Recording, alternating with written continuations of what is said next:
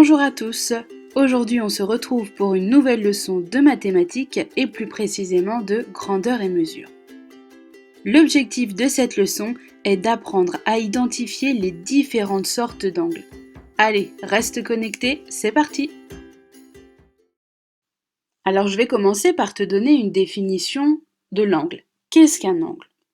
Eh bien un angle, c'est la partie d'un plan comprise entre deux demi-droites. Par exemple, je trace deux demi-droites. Eh bien, la partie entre ces deux demi-droites forme un angle.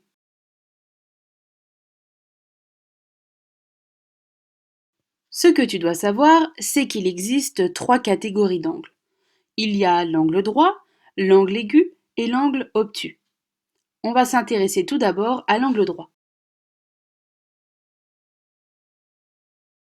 L'angle droit, c'est l'angle de ton équerre. Il mesure 90 degrés. Ici, l'angle représenté suit les contours de l'équerre. C'est donc un angle droit. Passons à présent à l'angle aigu. Alors l'angle aigu, il est plus petit. Ça veut dire qu'il est plus fermé que l'angle droit. Ici, l'angle formé par les deux demi-droites est bien plus petit que l'angle de l'équerre. C'est donc un angle aigu. Enfin, troisième catégorie d'angle que tu vas apprendre à reconnaître, c'est l'angle obtus. Alors l'angle obtus, lui, il est plus ouvert. Ça veut dire qu'il est plus grand que l'angle droit. Ici, l'angle formé par ces deux demi-droites est bien plus grand que l'angle droit. Il ne suit pas les contours de l'équerre. C'est donc un angle obtus.